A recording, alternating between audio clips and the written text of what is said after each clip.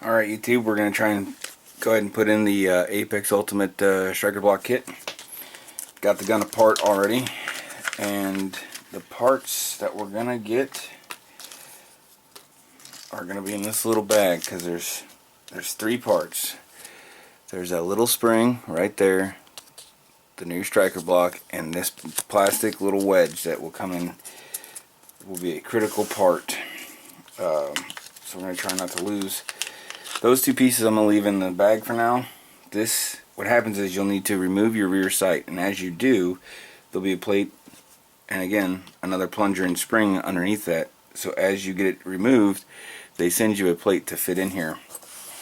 So what you're going to need to do is get a 1/16 Allen wrench and loosen your rear sight set screw, and then you can put this in a vise or wherever else you need, wherever else. My little hobby vise is a suction cup, won't stick here, and my wife is in the kitchen cooking, and normally I would attach it to the counter, but I'm going to try and do it here without messing anything up, using a brass punch, and I'm going to drive the rear sight out.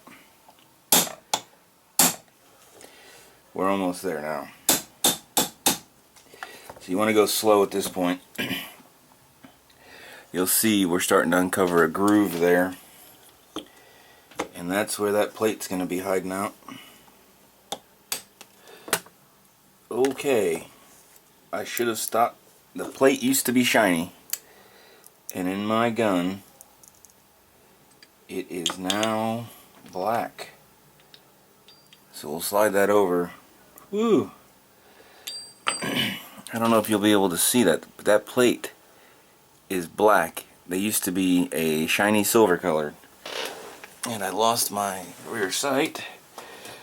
Okay, got the sight off the floor, and that plate is there. So now what we're wanting to do is slowly get that plate off. I'll see if you guys can see. I let that plate up, and the spring is actually stuck. They've redone this design. That plate, oh, hang on, now has a little teat on it. So they've I guess enough people have lost that, and it's plastic now, it's no longer metal. And all the other videos that I've watched, and friends I have who have the same gun, theirs is actually a metal plate that just would go flying. That's actually a really good design fix. So turn the gun over, and there's the plunger that we want. We'll just push that out, hole through the gun now. So here is the old, and I'm still zoomed in. So here's the old striker block and spring, and we will now simply install the new ones. And if you can't tell, the one on the right is rounded and highly polished. That's the new one. The other one's more squared off. This will actually allow the metal on metal to glide against each other instead of having to get up and over the hump of this squared off piece. So this is the new one, nice and polished. We'll just drop it in, actually from the top. Drop that in there like that, so it's sticking out to there. We'll put the new spring on this plate, and as you can see, hopefully, the springs, the factory spring, this dark one right here, is longer and skinnier and actually fits on the teat of this piece. The new spring is actually shorter and fatter, so it doesn't fit on there. So I'm literally going to have to I'll just drop that in there and then set this on top as it should be, and what I can do is use this piece, slide it back into the dovetail, press it down with my finger, and slide it in. Now, as I drift my sight back in, it will already be compressed and in place as I start to go. So now let me drift my sight back over, and I'll get right back with you. Alright YouTube, got it drifted back in. I think I've got it centered. Of course I'll have to take it to the range and zero it again, but they look to be even on both sides as close as I can eyeball it. I got the set screw back in. Let's zoom out here. Let's put it back together and see if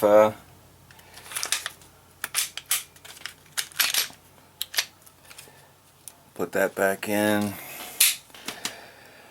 put it back together.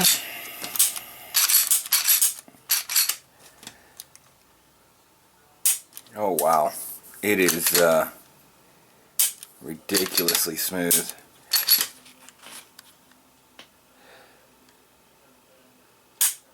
I mean, none of that noise that you heard before, it's all gone. And this hasn't even been fired for live fire. I mean, I just put it in, so that'll break in and smooth up even more. Let me pause real quick and get my trigger scale, because when I originally got this gun factory it was set at 6.5 pounds. Got my trigger scale out here. Let's just see where this trigger's at, and I do have to kind of start it to get it past the safety aspect of the trigger or it would never register. So get it locked in there and give it a pull.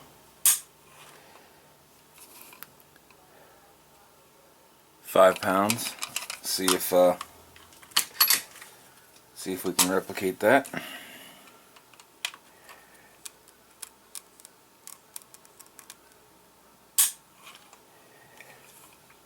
Just under 5 pounds.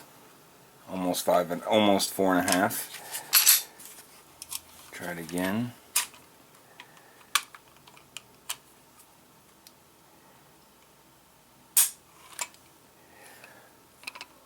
£4.5. I'll do it one more time.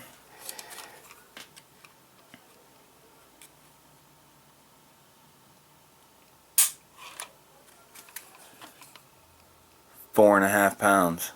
See if it'll focus in on that. 4.5 pounds. So I dropped 2 pounds off the trigger just by installing those two parts. So I've got those two parts installed. Got the Talon grips on here. I have shot it. I put about 75 rounds to it this past weekend. On well, I guess I posted that last video.